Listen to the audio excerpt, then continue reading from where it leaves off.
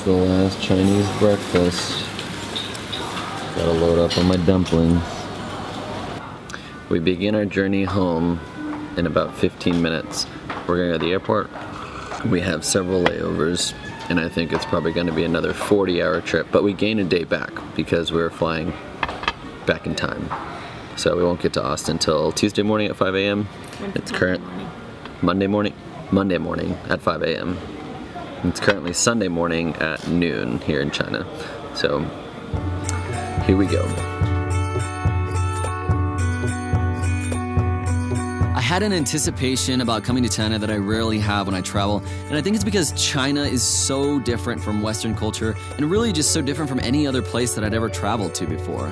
I'd say my favorite aspect of our time in China was the food. I wanted to try as much variety of food as I could, and I feel I actually got the opportunity to do that. Breads and dairies and sweets don't really seem to be a main part of their cuisine, which is fine for me because I actually really enjoy the savory flavors much more.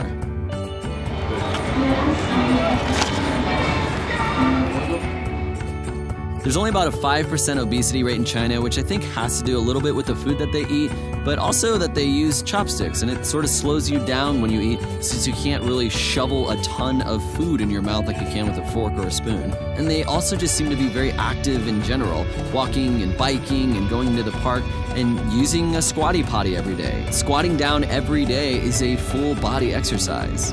Napkins weren't really a thing in the parts of China that we went.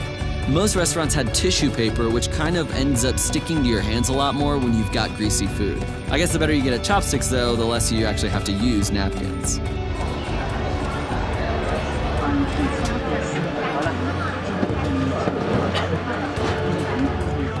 One of my favorite stories was by our tour guide Ivy when we were in Xi'an. She told us how it was such a big deal when KFC came to Xi'an, this symbol of Western culture making its way to central China. And at the grand opening, people dressed up, lined up, and waited for hours for their first experience with authentic American cuisine. And when Starbucks came, it really was a symbol of status. If you could afford to drink Starbucks every day, you had some money. I was surprised to find out that all of China is in the same time zone, which is crazy being that China is about as big as the US, but apparently it makes it a lot easier for business. We did notice that the sun was coming up a couple hours earlier in Beijing than it was in Chengdu.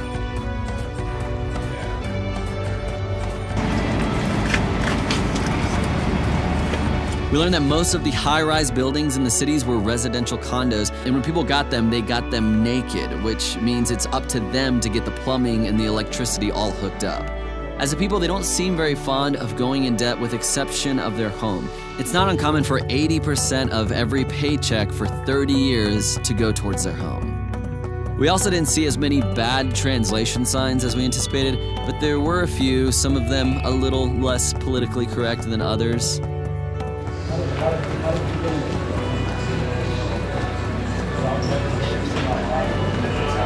I was a little bit hesitant about doing the whole tour group thing, but honestly, we were able to see so much more in 12 days than we ever would have been able to do on our own. And it was thousands of dollars less since we went with the tour group. It is a little bit of a gamble since you don't know who else will be in your group.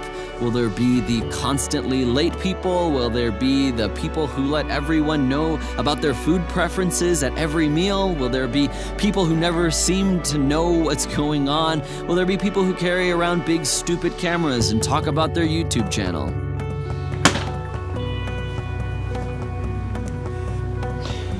$30 hours, 46 minutes, and 25 seconds. Home sweet home. What are you doing, Sarah? Putting the pin in the map. What pin? Pinning wherever we go. Blue is for Tom, pink is for me, and yellow is for both of us. So, I'm gonna pin it on Chengdu.